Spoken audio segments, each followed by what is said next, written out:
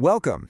Today, we're diving deep into Leviticus Chapter 4, and we're going to explore God's incredible, detailed plan for a problem that every single one of us faces: unintentional sin. You know, the mistakes we make without even realizing it. All right, let's jump in. You know that feeling, right? That sinking moment when you find out you've broken a rule you didn't even know was there.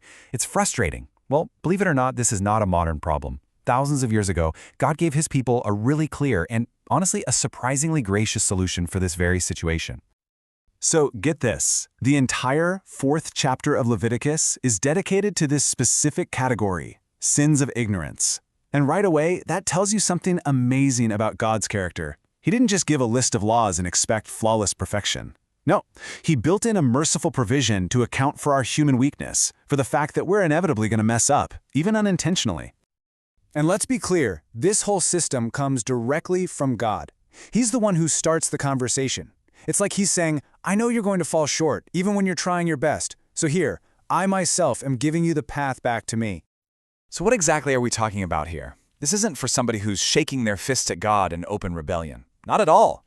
This is for the person who, later on, has that aha moment and realizes, oh wow, I wasn't supposed to do that, or I had no idea that was a commandment. It's this profound idea that sin is a condition that affects us, even when our hearts aren't being deliberately rebellious. Now, what's so fascinating is how God structures this plan. It's incredibly organized, and it starts right at the top. The first two examples deal with the sins of the most influential people in the whole community, the high priest and then the entire congregation. It shows us that with greater responsibility comes a much higher standard of accountability. First on the list is the anointed priest, the high priest. This man was the spiritual representative for the entire nation of Israel. So if he sinned, even by accident, his sin had a ripple effect. It brought guilt on all the people. The consequences were corporate. And because the impact of his sin was so massive, the required sacrifice was the most valuable animal possible, a young bull with absolutely no defects. I mean, that was a huge economic sacrifice. And the ritual itself was, well, it was deeply serious. It was visceral. It was messy. This wasn't some neat, tidy gesture. It involved the real tangible shedding of blood, which was then carried inside the holy place itself. This showed just how deeply the leader's sin could pollute the sacred space. Okay, so what about a situation where the whole community, the entire nation, sins without knowing it? Maybe a law was misunderstood or forgotten by the leadership. Well, God's plan covered that too. It's all about corporate responsibility. And check this out. The offering is the same as for the high priest, that expensive young bull. This just hammers home how serious a nationwide sin was. And notice who steps up on behalf of the people, the elders. They come forward, they lay their hands on the animal's head, and in that moment they are representing the whole community and acknowledging that shared guilt. But here's the beautiful part. God's plan for forgiveness didn't stop with the top brass. Not even close. It extended down to every single level of society. The next two categories cover the local leaders and then the everyday person, making sure that absolutely no one was left out. So this next category is for a ruler. Now this could be a tribal chief, a military officer, or some kind of local official, someone with authority. Their sins still mattered deeply, and God made a specific provision for them to be made right. For a ruler, the animal changes. Now it's a male goat. Still a valuable animal, still signifying leadership, but it's different. And here's a key detail. The blood is applied to the outer altar, the big altar of burnt offering, not inside the holy place itself. It's a subtle distinction that shows the sin was serious, absolutely, but it didn't defile the inner sanctuary in the same way the high priest's sin did. And finally, we get to the offering for a common person, any single individual member of the community. And this, for me, is where the personal and accessible nature of God's grace just shines so brightly. For an ordinary person, the offering is a female goat or a lamb. It's a less costly animal, which makes it accessible for a regular family. But the effect, the result, is exactly the same: forgiveness. God makes sure that every single person, no matter how rich or poor, no matter their status, has a clear, God-given path back to Him. So when you lay it all out like this, the pattern just becomes crystal clear, doesn't it? You see this sliding scale that's based on responsibility and influence. The bigger your spiritual influence, like the priest who represents the whole nation, the more costly the sacrifice. It's a powerful lesson that our actions have ripple effects, and with greater influence comes greater accountability before God. Okay, so we've gone through the what of these offerings, but what about the why? I mean, why all this ceremony? Well, these actions were absolutely packed with profound spiritual meaning.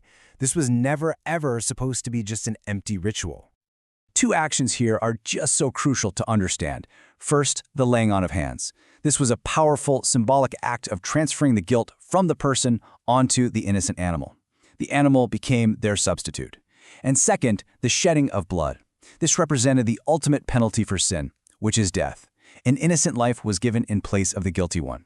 That right there is the heart of atonement, covering the sin to restore a broken relationship. But through all the blood and sacrifice and all the details, we cannot miss the beautiful refrain that echoes through this chapter. The whole point, the ultimate goal, is this incredible promise, and it shall be forgiven him. That was God's guaranteed result when the offering was brought with a sincere heart. Just think about that for a second. 4 times in this one chapter, for the offerings of the people, God explicitly makes sure this promise is written down: forgiveness. It shows that his primary desire wasn't just the ritual itself, it was the restoration of the relationship with his people that the sacrifice made possible. It was always about drawing them back to himself.